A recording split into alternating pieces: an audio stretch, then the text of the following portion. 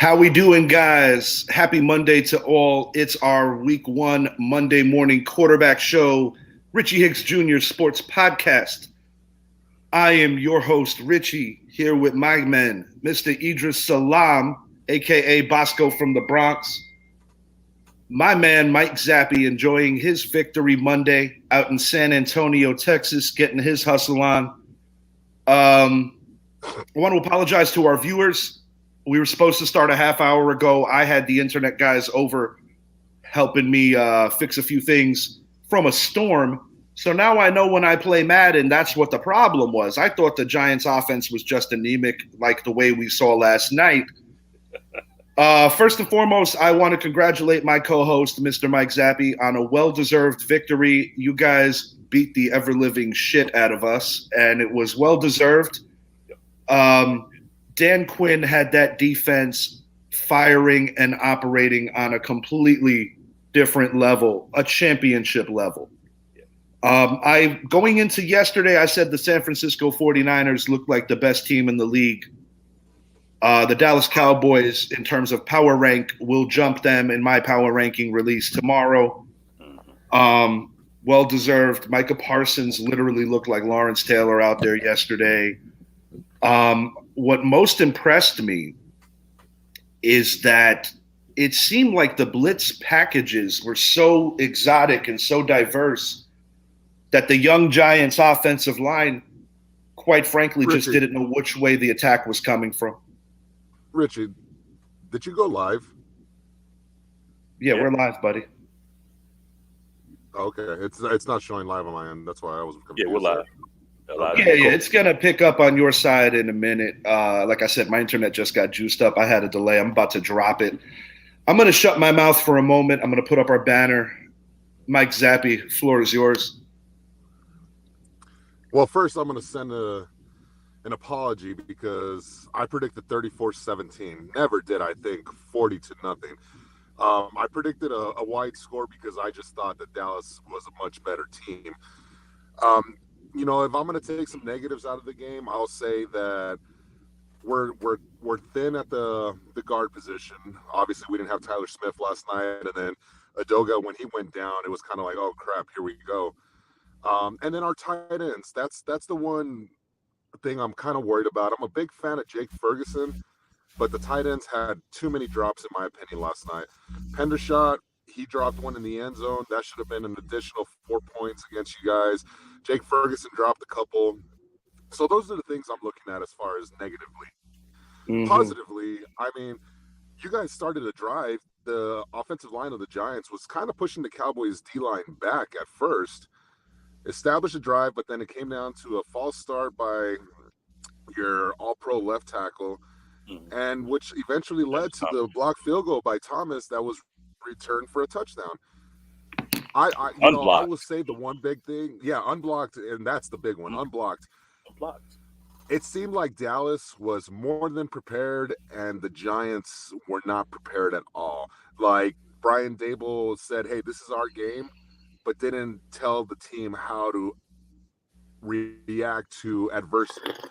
I never once saw him get in the players' faces, getting in their heads, telling them, hey, guys, look, wake up. We're in this game. I never saw that. It almost seemed like he conceded the victory after that blocked field goal for touchdown. So, all in all, I mean, this is kind of what I expected. I didn't get to see much from the offense because there was no need for our offense to do anything. Dak had to do was kind of just put it in cruise control, so to speak, and, kind of run the vanilla playbook at that point because you got to understand, man, you guys already had 2 scores on the board before Dak even really got his feet wet in the game.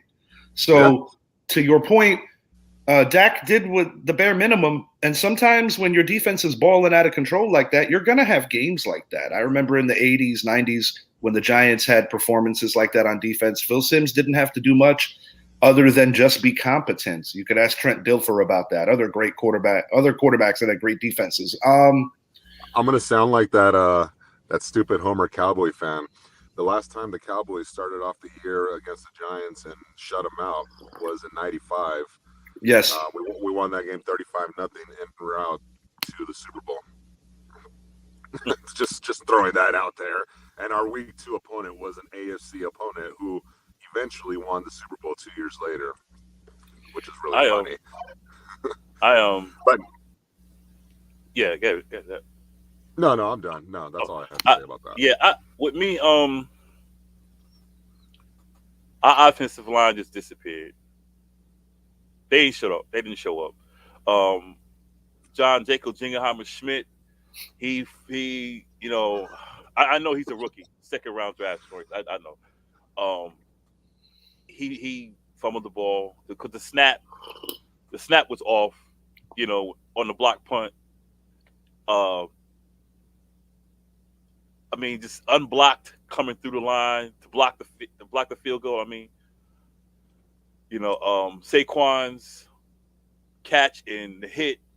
You know, um, everything just went downhill after the field goal block. I'm not going to put it on Daniel Jones. I'm not going to put it on him because the man has zero time. No matter what happened, as soon as he got the ball, he was like, "I got to get out of here." So I'm not going to put everything on him because he needed somebody to make a block. And I think Zappy's no, he's not. He's not frozen. I saw him blink his eye. No, I'm No, right here. he's just basking. He's just basking in a great Yeah, mood. he needed somebody to make a block, Mhm. and no one made a block. Andrew Thomas, Evan Neal, Schmidt, Glowinski, no one made a block. I I have no other choice but to agree with Zappy about one thing that he told me off air, Mhm, and even just now, as he kind of alluded to it. mhm. I must admit, as from the viewer perspective, I'm watching the first drive. We take half the first quarter minutes off the time clock, off the game clock. Yeah, I had every reason to believe that was going to result in a touchdown, if not at minimum a field goal. yeah, But I think the most alarming thing to me is that last year we saw a talentless Giant team, a team with little talent win the tough games, show mental toughness at different junctures of the season. mhm. And what I saw yesterday was a coach, to Zappy's point, that did not really communicate with his team. And he almost looked like an angry dude in the corner. And I feel that when you have a panic in as the head coach, it bleeds into your team during the moment of crisis. And I feel that that's exactly what we witnessed yesterday. You have to tip your cap to Mike McCarthy. Things are different in Dallas this year. He's the man calling the plays. But the star of the game in terms of the coaching staff is undeniably two people: Dan Quinn, in addition to the Dallas special teams coach. Micah Parsons, you know what you're getting with him. He is high motor. He can beat you in so many different ways. And the combination of Stephon Gilmore and Trayvon Diggs just really made things hopeless. And then you factor in the wet Yeah. field. It was horrible. Yeah. I knew that we were going to be in for some trouble with, two rookies trying to deal with, proven veterans like a Cooks, like a CD. But no, absolutely. But it's not so much that we lost to a team that is quite frankly better. And I did pick the Cowboys to win the division. I think we all did here. Yep. It's not about that. It's about watching the game and actually believing that not only did my team mail it in, but that they were afraid. Yeah. And I feel that it's alarming because you know as well as anyone, Idris, in New York, Mm-hmm. you can go from the GOAT to a GOAT's ass really quickly because last year Brian Dable got all the accolades. Mm-hmm. In addition to being outcoached, I just don't think that he had his team prepared on any level. The old adage is blame it on the players, but in this case, I really think you got to get on Coach Dable. You know what? I'm yes, but I'm not gonna. I'm not. Why I'm not gonna pound on him. When I played football, we had a coach named Robin Platt. Rest in peace. Um, we played well the first year with him as our coach, and like the Giants, we were like two. We were Pee Wee football. We were like 2-8. Sure. Yeah, the beginnings of the fundamentals. Yeah. Next year we came back and we damn near ran the table. Then we came back the next year when I think I was 15, 15 or 16, because I know it was my last year. We got our doors blown out 35-0. 35-0. And I threw the last interception with pick six, 35-0. And it was my fault. I rolled out to the left, and I could have took off running down the sideline, but I seen the receiver open. I threw it across field, and guy picked it off. Picked up, took it the other way, and he didn't get in our ass either. And we were like, yeah, we got a cool coach. We got the practice, and he tore into us. He told this is why he didn't get in there. He said, I wanted y'all to think it was okay, but I'm telling you right now, that shit wasn't okay. And he had us crying. He said that shit wasn't okay. He said the next time you throw an interception across your body, across the field, that'll be the last game you play. That's what he told me. He said you run the damn ball. He got on all of us to where we were crying. After that, I think we won like 7 straight. I didn't throw another interception. It's like the old coach saying, when you throw the ball in the air, 3 things could happen, and 2 of them are bad. Yeah. And but yeah, I mean, maybe he should have, but I mean, I don't jump to conclusions on that because, like I said, over Reaction Monday, I don't jump to it because we don't know what's been said behind the doors. And Dallas, look, I mean, with me, I see this. I see it like Steve Kerr. We were getting our ass whooped.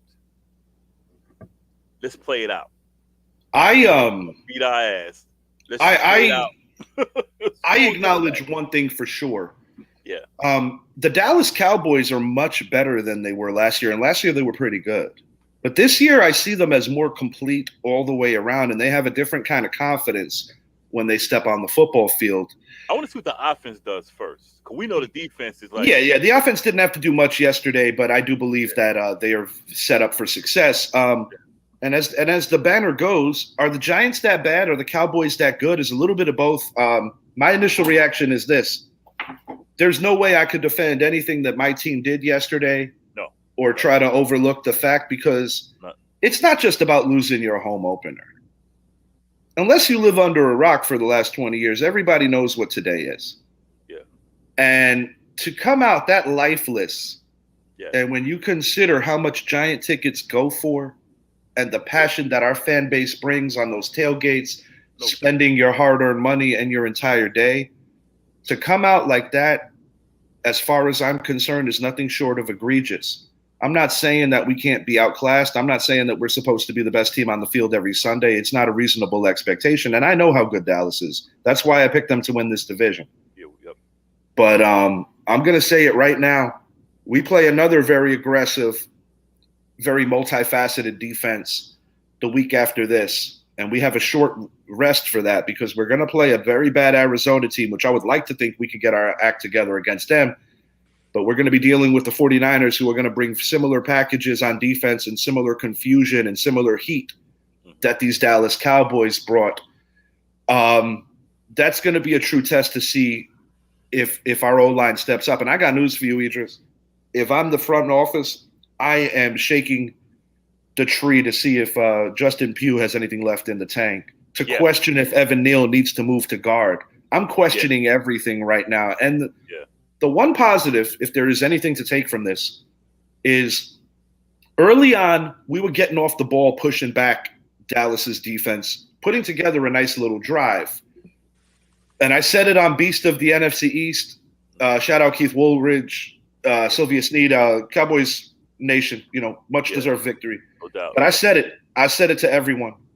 I said, if all it takes for our team's mental to get that fucked up is a blocked field goal that's taken to the house after a quality drive, there's something missing in between the ears, and there's something missing over here.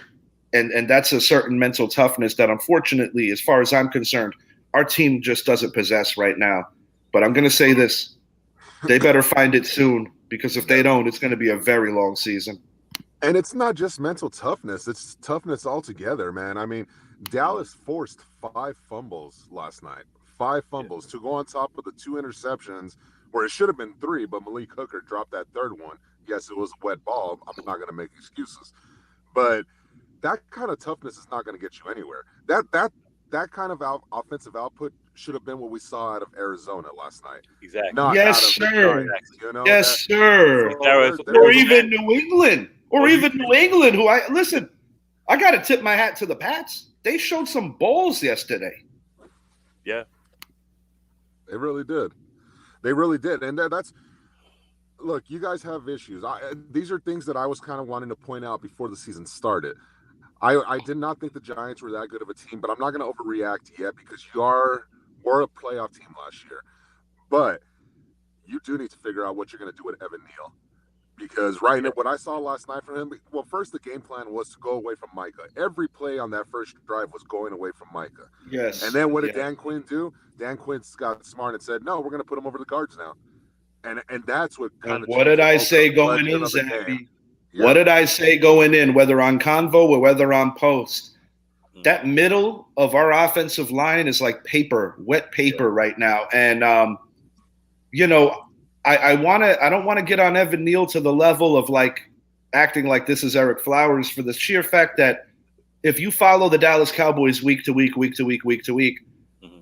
they do what they did to a second-year player is the same shit that they do to proven veterans that are damn good in this league, and it's a credit to their scheme.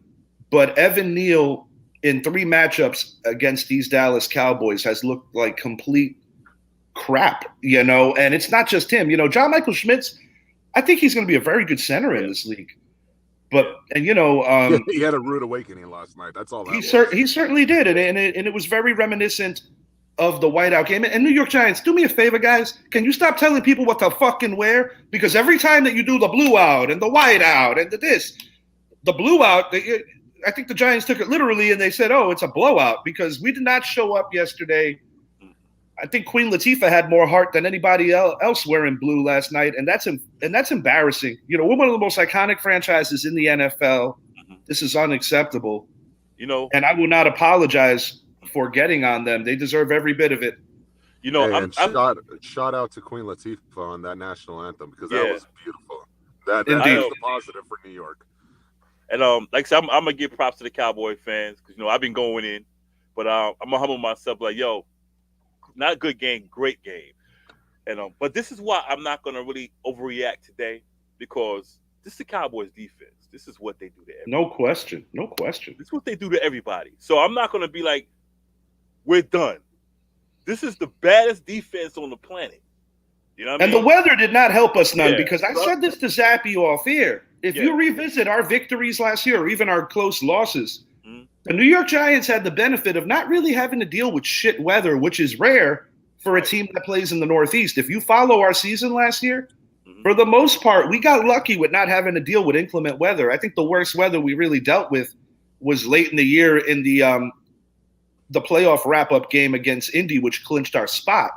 We did not deal with any kind of real weather last year. And yesterday, it looked like, like if you have a slow internet connection and you're playing Madden. Yeah. Or if you didn't put your controller on and the guys are moving like if they got diarrhea or something. Yeah. It literally looked like that last night where the rain basically disabled the Giants from having any kind of speed, which is actually one of what's supposed to be one of their strengths this year. Going into this game, I said we have guys like a Hyatt, like a Campbell, like even a Slayton that could potentially take the top off of defense, open up lanes for Saquon.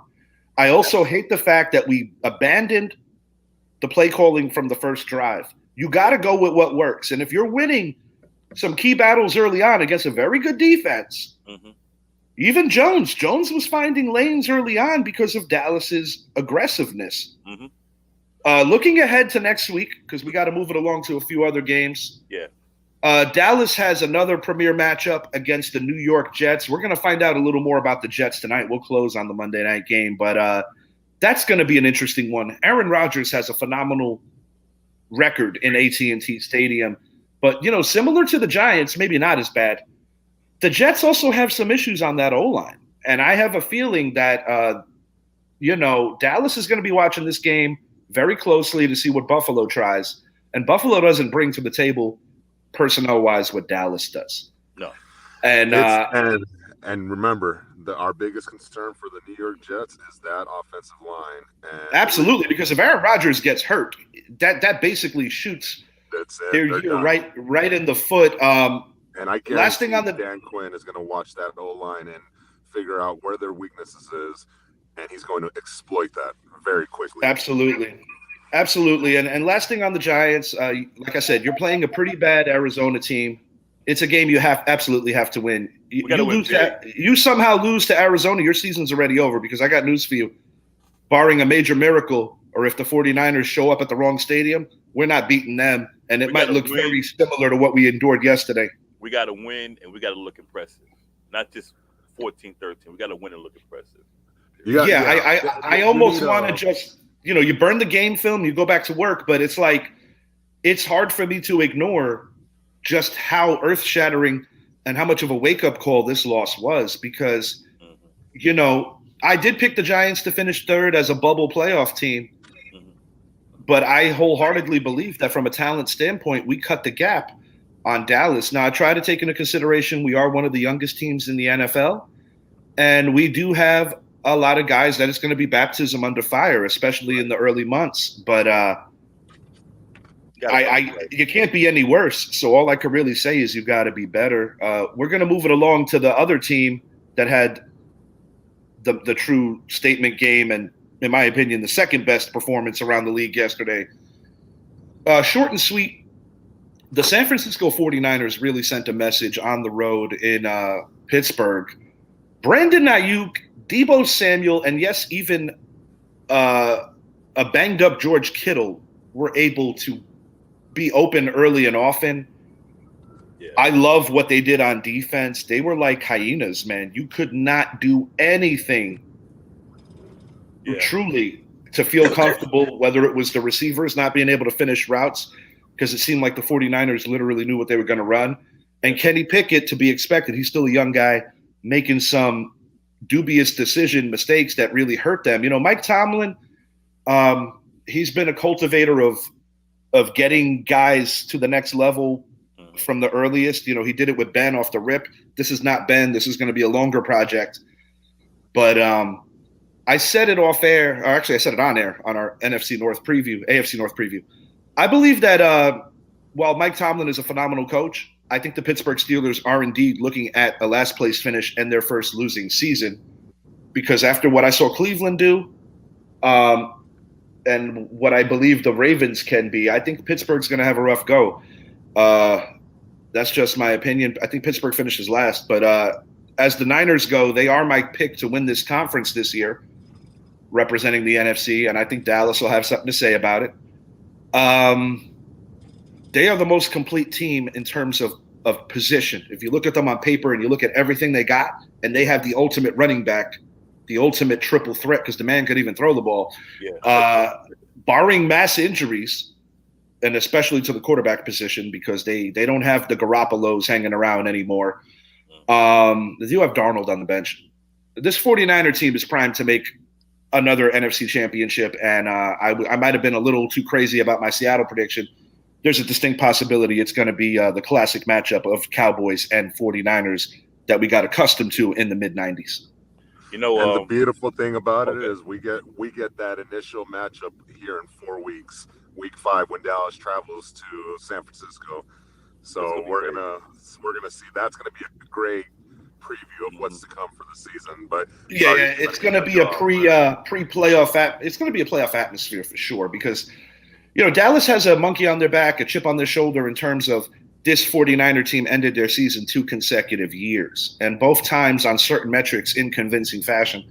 So, Dallas, in my opinion, has closed the gap on, the talent. I do think that the Dallas was lacking a little bit, mainly with never replacing Amari Cooper up until the Brandon Cooks pickup, which I think is phenomenal. And I also think Stephon Gilmore is proving to a lot of people that he still has a lot in the tank, because yesterday and even parts of last season with Indy, he looked like that player that was killing it for the New England Patriots.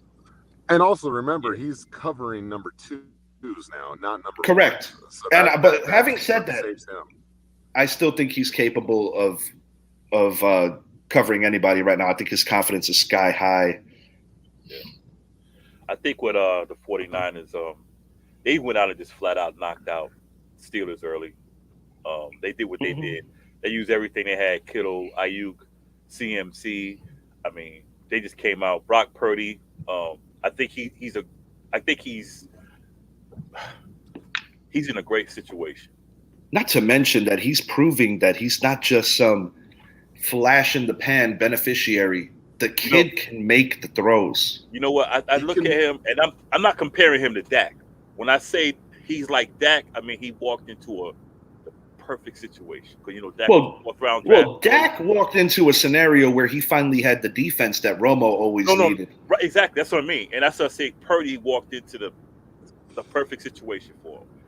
Running back. You're in a good place. That is your NFC Championship game, barring mass injuries. And but that's what I was going to say. What you just said there. If there's one big thing that concerns me with the San Francisco 49ers, it's that right tackle position. And we saw it on full display last night with TJ Watt getting 3 sacks.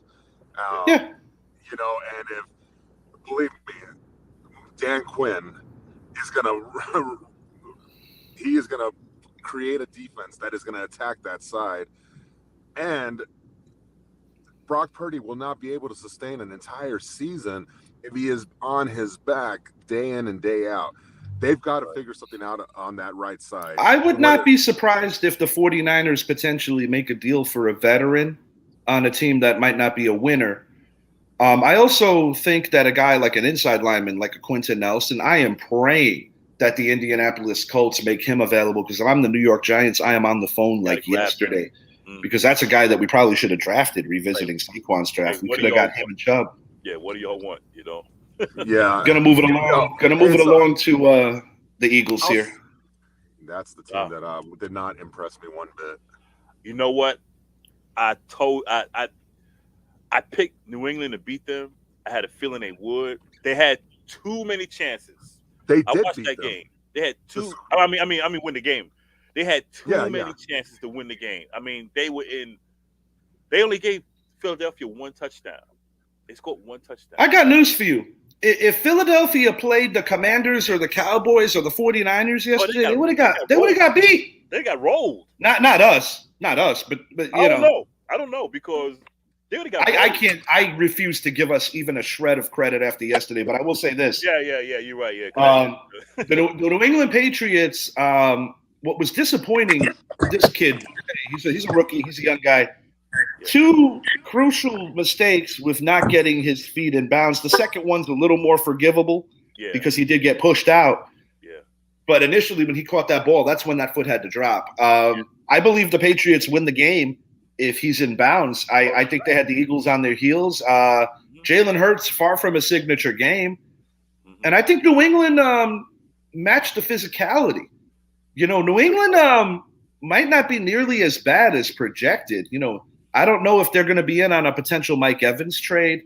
Tampa won yesterday. So I don't even know if, Juju is not a number 1. I tell you that. I watched that. No, absolutely not. Absolutely not. And my fantasy team will tell you that because I'm 3-2 in my fantasy leagues. But in Pops Cheddar in the Sun League, my receiving corpse is very bad right now. And I might have to be a seller early if I want to get back in the race or be a seller for next year.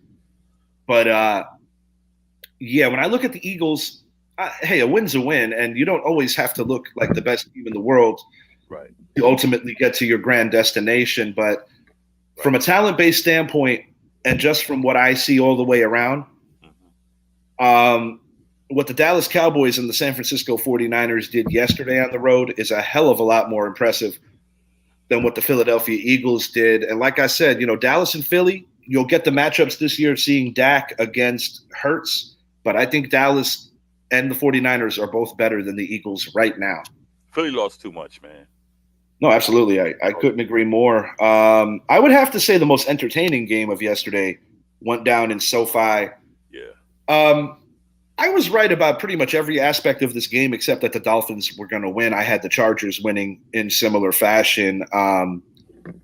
What more can you say about that Tyreek Hill catch? Yeah. And if Tua stays upright, he's going to put up MVP caliber numbers where he could be in the conversation. But what concerns me about both these teams, more so the Dolphins right now, even though they did win, is that with the absence of Jalen Ramsey, they did look very leaky on a lot of aspects of that final layer of their defense. I'm not going to get on the Chargers nearly as much because I wholeheartedly believe that the Dolphins may very well have the most talented receiving corps or receiving duo in the league between Jalen Waddle as well as Tyreek Hill. I picked the Chargers to finish as the 1 seed in this conference. And I'm actually going to stick with that. I think the Chargers are going to win a lot of games this year. I think yesterday could have won either way, and it didn't go the Chargers' way. But I think offensively, both these teams are going to be among the league leaders in every statistical category. Justin Herbert going into the season is my MVP pick. We'll see how that pans, but I do believe that on defense, the Chargers do have the star power to be a damn good unit. Last year there were too many injuries, whether it be to the defense or the offense. They lost their best offensive lineman last year. They had a lot of issues, and Keenan Allen and Mike Williams are always hurting. I love that Quentin Johnston. I think he, as the year progresses, similar to what Jordan Addison's going to be to the main man, I think that's what Quentin Johnston is going to be. I think Quentin Johnston is ultimately going to run Keenan Allen out of town and take over the number one duties. Yep. I agree. Everything you said. I give it a call to San Diego. They got to get the defense together. And even with Miami, they got to get a defense. I know they're missing Jalen Ramsey, but they'll look better in other weeks. I mean, the offenses were on full glide and full display yesterday, and you're going to have certain games where it's going to look like that. But I do believe that from a talent standpoint, both these defenses are better than they played yesterday. But I do think the absence of Ramsey, I mean, they're not going to get him back until roughly around Christmas. Yeah, it's going to be a while, man. It's going to be difficult for the Miami Dolphins when they play other teams that have defenses that can keep them honest, hence the Jets, a team like the Cowboys, teams like that. The East plays the East this year. So, Tua looks great. I got to say that much. He truly does look good. Hopefully he can finally stay healthy. And the Chargers, they got to win a playoff game, that's all I got. If he stays healthy, he will be this year's MVP with that receiving core. I think that's a valid take. I do. And Tyreek Hill, he said he's going to break 2,000 yards this year. He's already 10% of the way there. It's not out of the question. 16 games to go. This offense may very well be one of the most explosive, exciting offenses we've seen since the 2007 New England Patriots. That's where this offense is. Defensively, like I said, I thought, I'm not too worried about their defense even without Ramsey because I like Vic Fangio. I think he's a great DC. But no, it comes down for that Miami Dolphins team. It comes down to one thing, and that is going to be, can Tua stay healthy for 15, 16, or 17 games? And if he can, this team could very well win that division because they have some firepower that if they have to outscore you, they will do it. Yeah, there's not too many teams that on any consistent basis can outscore the Miami Dolphins. I want to talk about two offenses that were it not for the New York Giants and the Pittsburgh Steelers, this might be a bigger story today. The Seattle Seahawks, a team that I actually had making the NFC Championship game against the San Francisco 49ers, lost to a Rams team that a lot of people are saying their time is past. They put too much into that 1 year. Matthew Stafford, let me get this out of the way. He looked great yesterday. Yeah. And he got some Yes, and he got some heavy contributions. He got some heavy contributions from little-known receivers. Van Jefferson dropped one that could have made things even worse had he caught it. But, Aaron Donald really put on a show yesterday. And when he made Geno Smith scream, "Oh my God!" Yeah, cry. Yeah, literally it's on video. I shared it with you guys. Let me get this out of the way quickly, Zap. is Geno Smith a one-hit wonder? That's the question. Is he a one-hit wonder? Yes, because now teams have a whole season worth of film on him. Right. And it was on full display last night by a depleted defense. And that defense looked like the defense of a few years ago. Yes. And in that division, to do that to your rivals in one of the toughest places to go in and grab a win as a visitor? I mean, dude, if it wasn't for your team and the 49ers, like I said, this would be praised a little higher, what the Rams just did. What I saw from the Rams tells me that even against a superior 49ers team, they're not going to just lay down and die. They can compete with a lot of these teams right now.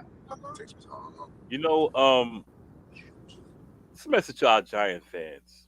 These are the ones who said that Geno Smith deserved more than Daniel Jones.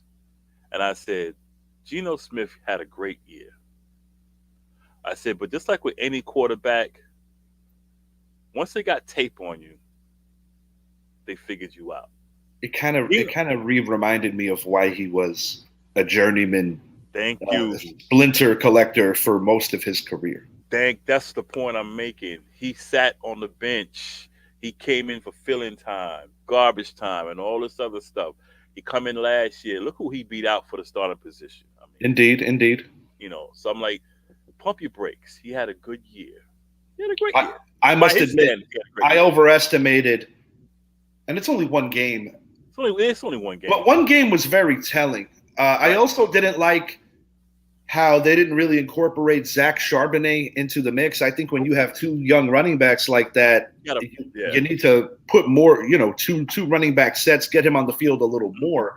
But I was shocked, dude. I was shocked. And I get it. Week one overreactions, maybe. Yeah. Notorious for overreactions. But the Seattle Seahawks did not look good yesterday. And quite frankly, they just did not meet the intensity of their division rivals. And once again, like I said, were it not for the 49ers and Cowboys, some of these stories would be a little bigger today. This one is hard to ignore. I'm not surprised that the Browns kicked Cincy's ass. They have made a habit of beating Cincinnati, even when Cincinnati is in the mix for Super Bowls. Yeah. Zappy said going into the year that if things kind of pan out right for the Browns, he did view them as a championship caliber defense. Zappy himself did say that. I kind of second his feel on that. But I think the most alarming thing here is that, quite frankly, I don't think Joe Burrow had any business playing yesterday. No. Should have been Trevor Siemian. Number one, he could have got hurt. Yeah. But more important than that, Zappy said it best off air. He can't plant and get the ball where he needs it to go, and that is like a ticking time bomb of an injury waiting to happen. And let's be real. That Cincinnati O-line, maybe not as bad as the New York Giants, but they ain't that much better. They never been. No. And it's a credit to what Zach Taylor has been able to deploy. And, when you have two of the top 10 receivers in the NFL and a top 3 quarterback, it helps. But Joe Burrow is not himself.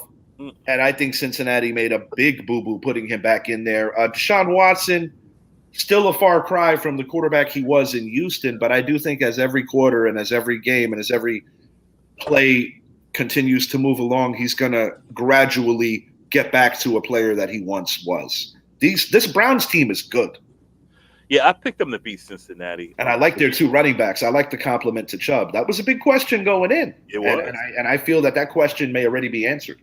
Yeah, I picked them to win, even though, I said I wasn't a fan of Watson. But, yeah, Burrow shouldn't have played. I mean, he looked like he just wasn't there. He looked like he was playing not to get hurt, and that's a bad thing. That's a bad thing. That's when you get hurt. That's a big no-no.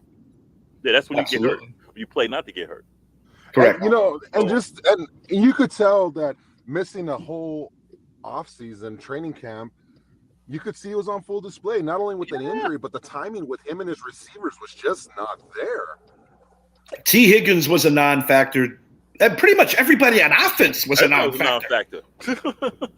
And I mean, I get it. I've seen the Cleveland Browns over the course of the last few years, even when Jacoby Brissett was their quarterback, or even Baker Mayfield, that there's bad weather and then there's Cleveland bad weather. Yeah, Cleveland's a whole different thing. I have seen it happened to the best of offenses when they go to the dog pound and when you enter these kind of terrible weather scenarios where your offense is kind of paralyzed. That happened yesterday, but I think it was compounded by the fact, as we all agree, Joe Burrow had no business on that field. When you consider the investment you made in him, making him the richest quarterback, when you consider that, his rookie year, he had that knee injury. Yeah. Why you would want to risk him in that scenario is beyond me. And it even, I'll make a quick reference to yesterday what we saw in East Rutherford. My mother was the one who said it. She was none pleased that Daniel Jones stayed in that game because, quite frankly, it's a considerable drop-off if he gets injured. Because no disrespect to the veteran Tyrod Taylor, who I do respect, it's a considerable drop-off if Jones gets hurt. And I did not, for the life of me, understand why Brian Dable kept him in the game when you're down as much as he was. I do. And this is the reason why I think he did it. Whenever a game is as bad as it was last night for the New York Giants, but more specifically for Daniel Jones, you need to give him some sort of confidence builder going into next week. You put him out there to hopefully orchestrate a field goal drive, just something that it can get into his mind that, okay, we just got beat today, but we'll be better. Because when that drive, when he was still in there, that was against our second team. So that's almost one of those. It was more like a preseason. All right, we're going to get you in there against the second team. We'll run a 2-minute offense. We'll get some points on the board and get you out. That's why he kept them in there. And I agree with that. But considering the circumstances of the bad weather and all that, I wouldn't. Yes, that's what I'm getting at. Because, talking about investing, and I've been a huge supporter of Daniel Jones pretty much since he got his first career start in Tampa. But I'm not going to lie. As a fan and seeing, and I'll be the first to admit that last night was not really on him, but when I consider his salary and I consider just how frazzled he looked, as well as pretty much anybody wearing a uniform in blue, I definitely had second, third, and fourth thoughts about, Jesus, did the Giants get this wrong? And I don't want to overreact because like I said, I've supported this kid since day one, but sometimes you got to get pushed down and knocked backwards before you can move forward again. And I think there's always healthy reality checks that can humble a team. But it's more than I've alluded to this at the top of the show. This is more than just losing a game. I think right now the Giants lost their identity. Yeah, I'm not going to overreact, but let's go to the next subject. Yeah, good job. This is our final piece before we hit on the Monday Night Football game, and I want to leave a few minutes to talk about something else. Alrighty then. Bijan Robinson, fellas. I watched that whole game, dude. That kid's going to be a beast. Baker Mayfield, I didn't think I'd be praising him on this glorious Monday, but Baker Mayfield looked comfortable in the Buccaneer offense. And to be honest with you, he's always been an easy target for people to make fun of. But a part of me is kind of rooting for the kid because one thing that I always admired about him, he's always been tough. Never quits, man. He doesn't quit. He might not even be that good. But, when you have the likes of a Chris Godwin, a Mike Evans, and you also have a pretty good defense, because let's not forget, they lost some players, but there's some guys on that defense that have played in some big games over the last few years because the Buccaneers were very much Super Bowl contenders for 2 consecutive years prior to last year when Dallas embarrassed them in Tampa and ended the Tom Brady career, essentially. New Orleans Saints, it was nice to see Michael Thomas out there running routes, looking healthy. I'm not going to take too much off of a win. I think it was a battle of 2 mediocre teams. Bless if that was a sneeze. But I also wasn't all that impressed with Jacksonville. I did pick Tennessee to win that division. We'll see how that plays out. But Calvin Ridley, what a coming out party after being suspended for a year. But Bijan Robinson is the story. I do believe that some of these young kids are going to continue to grow, whether it's C.J. Stroud, whether it's Bryce Young, and something pretty phenomenal yesterday as well. And correct me if I'm wrong on the number, 14 African Americans, which almost covers half of the NFL, we're in the quarterback starting position, and I do believe to a measure and a level, when you think about guys like Warren Moon and Doug Williams, who had to do a little more and a little more and a little more to prove that they deserve to be at the same table, I think it's a great thing, and it's an evolution for the quarterback position in the NFL, and it's something that I think as NFL fans we should all take pride in. I think what I'm hoping is they get used for more than just their athletic abilities. And I think that's where things are starting to turn. Yeah, because we know they can run, but teach these guys how to be throw in the pocket. Because if you look at the Super Bowl winners, they threw from the pocket. They threw from the pocket, and absolutely, you have to learn how to throw from the pocket. Even Aaron Rodgers, they say, yeah, he runs. Aaron Rodgers he's mobile, but he's a pocket quarterback. Oh, no doubt. And you could take it back to a guy like if you're talking the 90s, a person like a Steve Young will be considered a running quarterback by that era. But in today's era, it doesn't get remembered the same way. He was a passer who could move a little. Yeah, he ran. Mike Vick separated what it looks like at the most ultimate metric. Before we hit on Monday Night Football, I got to hit on this. My late father would be very proud today. Jordan Love is feeling the love. He looked good. He certainly did. I did pick the Packers to do what they do, which is consistently beat the Chicago Bears. They got the Bears' numbers similar to how the Cowboys and Eagles have ours. But I got to say this. 31 years of Brett Favre and Aaron Rodgers combined as your main men on opening day.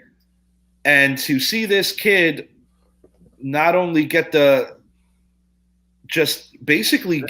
support of all the veterans around him. I think if you're a Green Bay Packer fan today and you watch your former quarterback take to the main stage tonight of the primetime Monday night game, you got to feel pretty good that your team drafted this kid and that the new era is in full effect, because I will give the Detroit Lions credit for beating the Kansas City Chiefs, a Chiefs team that was missing two very important players. But I wholeheartly believe after what I witnessed yesterday, especially with Green Bay's defense, and Aaron Jones was terrific. I really believe that Green Bay has a chance to be a player, not just for the playoffs, but also for the NFC North. And I think it would be a really cool story, considering that so many people had this team as just falling down because one of the greatest quarterbacks to ever live took his show to the Big Apple. I think Jordan Love is very capable. And I'm not a Packer fan. I have some great friends that are. And my father, as everybody who watches my show knows, he was the biggest Packer fan that ever lived. I'm proud of him. I'm proud of Jordan Love. And I'm honestly happy for the Packers fan base, because one thing about that fan base, if there was ever an example of you worship the logo, never the name on the back, no other fan base exudes that example more than the Green Bay Packers. And they have a lot to look forward to, and they have a lot to be proud of. And I think their defense, and I said this to Brett actually recently, I think their defense is among the league's best, and they are going to continue to prove it. Jair Alexander looks very healthy. They just look good right now. Bottom line. You got to salute the Packer way, because they do it the old school way. Absolutely. Bring the quarterback in, he has to sit. Yes. He has to sit behind the incumbent. Yes. But really, you're an incumbent, then he'll leave. But he's going to sit a couple of years, and then you're going to, because Favre came from Atlanta. He sat behind Mikowski. Then he took over. Aaron Rodgers came in. He sat behind Favre for quite a few years. Not to mention a couple of great quarterbacks that slipped through the cracks because they had such depth. You had a Kurt Warner. And you also had a Mark Brunell. You can make an argument that outside of Steve Young, Mark Brunell is a top 5 left-handed quarterback. Brunell was something else. I'm not trying to put him in a category just because he's left-handed. The point I'm making is Mark Brunell was really good. Yeah, and really good. He got real good, and that's what I mean. And now you bring Jordan Love. He sat for 3 years, and now you teach him learning the system. He's watching the system, learning the system. So he knows the plays. He knows the term. He knows all of this. Go out there, show me what you got. He showed a lot to me. I'm very proud of that young man, and because I'm not going to bullshit. I do this show. I love this show. I like being right. And I certainly don't feel too right about a lot of my picks yesterday or where the New York Football Giants are right now. What about it's shocking. Before we move on, what about the guy who said he's one of the 5 best running quarterbacks, Justin Fields? Justin Fields still has a lot of fine tuning to do with his game. He's doing too much talking. Like, do you have to show it on the field? I'll be real with you, Idris. Yeah. And I don't mean this as a slight to the kid because I'm rooting for him just as much. I'm rooting for a lot of these kids. I want these kids to succeed. But the God's honest truth is Jordan Love, Jared Goff, Kirk Cousins, no knock on Justin Fields, but he's the 4th best quarterback in that division right now. He is. And I got news for you. If Sam Howell turns out to be as good as you yourself said, then our man Daniel Jones might be the 4th best quarterback in our division. And with the money he's making, that ain't going to be good enough. Right. But, I'm going to try to get off my spew on them. Let's talk about the other guys. Gang Green, the real story of New York City this offseason. Mm-hmm. They host the Buffalo Bills. This is what it's about. 9-11, 2 of the best teams in terms of viewership right now because of just the remarkable quarterbacks that they both have. Short and sweet, it goes without saying the premier matchup of tonight's game is going to be Ahmad Sauce Gardner on Stephon Diggs. And the other big matchup is going to be the Jets O-line and how they match up with the Buffalo blitzes and how Buffalo is going to try to stop the run and force Rodgers to throw too much. Those are your matchups tonight. I'm not veering off my prediction. I got the Jets winning a feel-good game for New York City, given what tonight is. I got the Jets winning 27-24. Yeah, I got the same thing. I think mine was somewhere around at 27-24, 27-21, something like that. I can't remember. But I think the real matchup is going to be the field crew flipping the field from the Giants to the Jets. Yeah, that's not an easy task. That's not an easy task, dude. That's the one-on-one matchup, That is not an easy task. I'm going to borrow a phrase and a title that you gave me this time last year on our week 1 Monday night Monday morning quarterback show. We were feeling much better last year on week 1. Yeah. We all know what today meant to our country over 2 decades ago, and the disaster and just the heartbreak and the tragedy that was September 11th, 2001. But you said something that really changed my perspective, and I'm glad you said it, Idris, because I have kind of adopted the same meaning of what it is. You called it American Saints Day. Yeah. And when I think about a city that is so diverse like New York City, and when I think about the heartbeat of the city being its civil servants, obviously they attacked the most vibrant part of our city. But seeing people of all walks come together, if there was something to take from that I truly wish that 20-something years later was sustainable, it would be that. Sadly, I do think as a country, we have regressed in that regard. Yeah. I apologize. I'm getting a little misty here, so forgive me. But yeah, you're fine. To put it bluntly, if anything can be learned from that, I just hope that we could just work together better as a country and just do a little better, not just there, but everywhere. It shouldn't take a catastrophe to truly adopt each other and understand that we are all family on that level. And I think what I'm trying to say is that, when I think about what happened last on that fateful day, my father was a first responder. Yeah. If he was here right now, he'd get mad at me if I had the audacity to call him a hero because he says, I'm not no hero. I'm just doing my job because, a lot of people didn't come home that day, whether they be civilians or civil servants. Right. You think about Engine 54, how so many people, and they knew, they knew what they were getting into. They knew it. It's impossible to not be proud of our city that day when I think about just the outright bravery and the selflessness of certain people going into those burning buildings that legitimately were not sure if they were going to come out. Right. And, I understand that there's a whole generation of people that don't truly get the gist or the understanding of what that day truly was. But if there's one way to sum it up,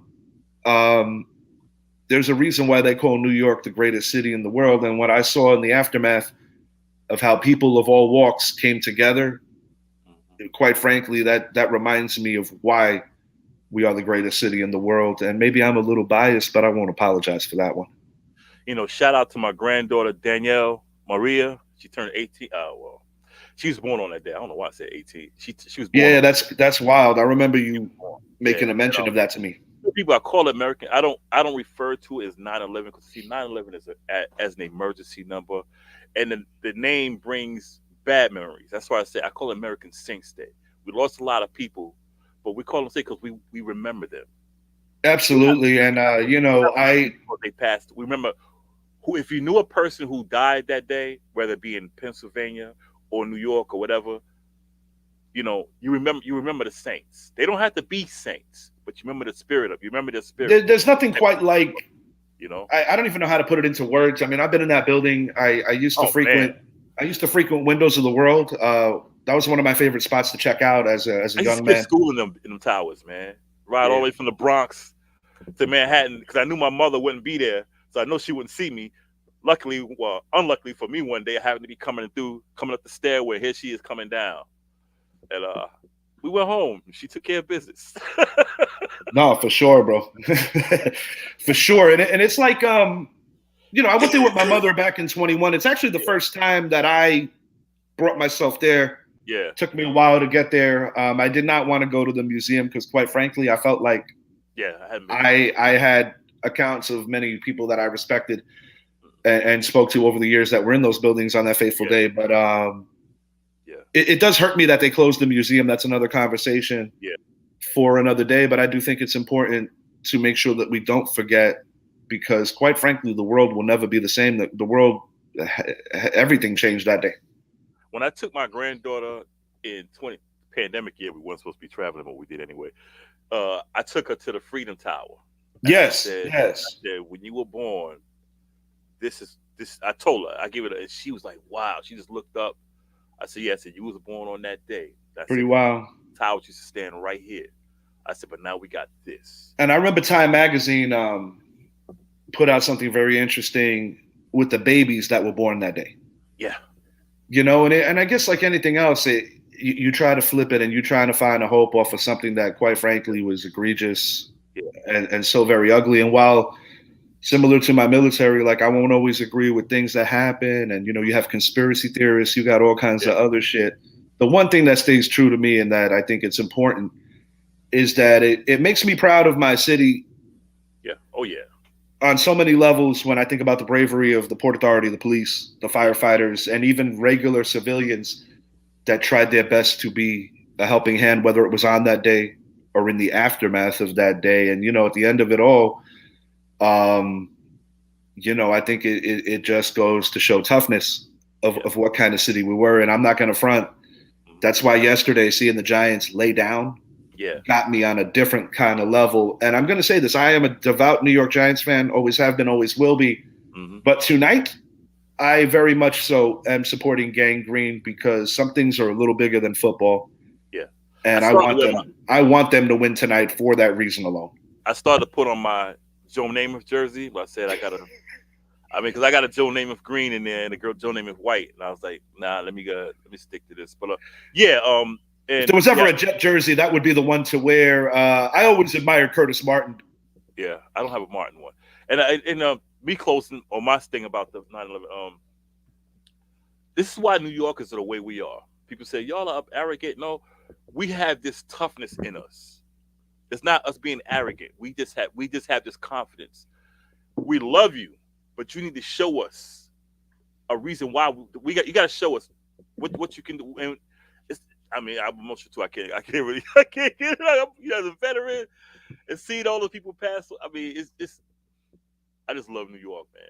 I love. Yeah, absolutely, and quite frankly, I just love my city. After that day, I loved it even more. I'll never forget my grandfather. Rest in peace, Yogi. My father, rest in peace, Dad. My father came home that day. He looked green, bro. And I know I shared this story before to you in different ways, but like, we basically got him in the tub. We made him a couple of drinks, and I have no other words other than to just say that now, just as much as any other day, I will always be proud of where I'm from. And Always proud of my city.